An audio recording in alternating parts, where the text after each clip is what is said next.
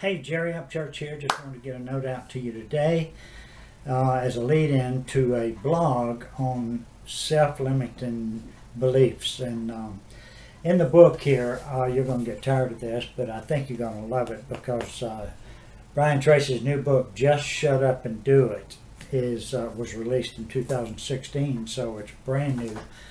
Just wanted to get a note out to you. The first chapter in the book talks about the obstacle to success. It's singular. It doesn't talk about multiple obstacles. It talks about one obstacle to success. So I got excited about that. I said, okay, I want to look at that. And then as I started reading, it talked about habits. And I love to talk about habits. And you know, the thing about Brian Tracy, he is really, really good. And being a statistician, I love these numbers. He says 95% of all of our success and failure is based on the habits that we have formed. Either good habits, which help with our success, or bad habits, which help contribute to our failures. So I began thinking, okay, he's got, it's more than one thing that he's talking about. He's talking about bad habits and good habits. And basically, habits are learned. What he tells us in the book is habits are learned actions and learned tasks that we have gotten in the habit of doing day in and day out automatically. And since they've been learned, they can be unlearned. You can. I like to put the word diversion in there.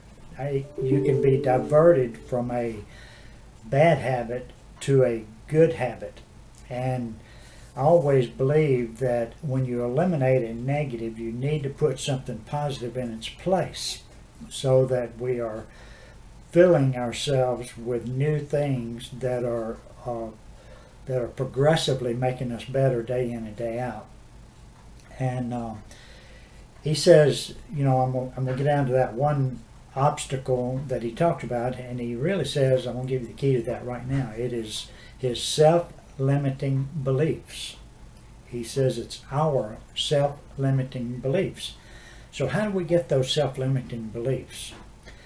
I read the other day that it was actually in the book by Jeff Olson, said that the average young person, average child today, from the time they enter school to the time they get out of school, have been told no over 60,000 times.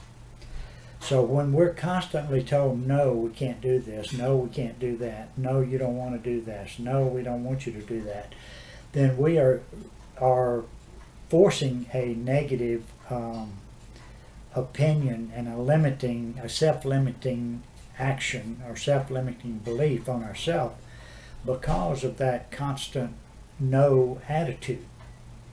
And Brian Tracy talks about in the book how an elephant is trained. An elephant, he talked about the Asian and Indian elephants as being massive instruments of, I guess you would say, mobilization or destruction. He says they are able to destroy and they're able to tear down anything that they want to go in and tear down.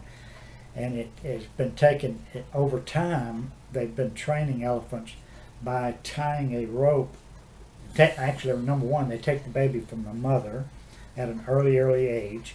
They put it in a place by itself and tie a rope to its leg to a stake, and that little baby elephant cannot, with all of his might, get out. So over a period of time, that elephant has trained himself to stay.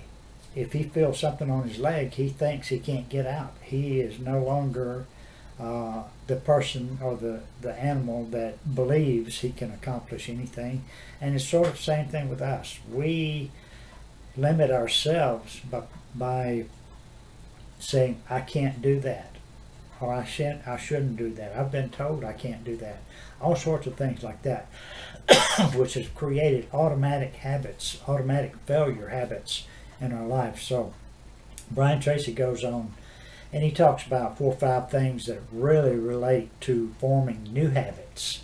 And I like to think that when we get away from an old habit, we want to replace it with a new habit. But he says basically habits we state one habit at a time. Don't try to do a whole bunch of different things at one time. But number one, you make a decision that you're going to make that change. And number two, you start taking positive affirmations saying, I am. You know, it's the I am where you already had that and you've already decided that that is what you want. And you take that I am affirmation as being a positive, as if you've already, excuse me, as if you've already done it. And then you start visualizing it as if you've already got it. Then you start acting upon it as if you've already got it. And then comes the feeling. You know, I posted something the other day and somebody made a response saying that you've got to make your affirmations with feeling. And I believe that totally. We need to strongly feel that affirmation is true at the present time. So, excuse me, I'm getting where I can't talk, so I'm going to cut this short. And what I want you to remember in this whole thing is the obstacle to success is our self-limiting beliefs. So read the blog. I've got a lot more on it in the blog. So read the blog and give me some comments and feedback on what you have overcome and how you've overcome it, and what self-limiting beliefs you might have now that you want to overcome. And if there's any way at all Diana and I can help you overcome that, just click the link at the bottom of the blog and tell us you want help, and we will be happy to put you on a list of people that we're currently helping, and we would love to work with you. So just click the link below, read the blog, and then click the link in the blog, and we'll be happy to help you. Hey, have a great day.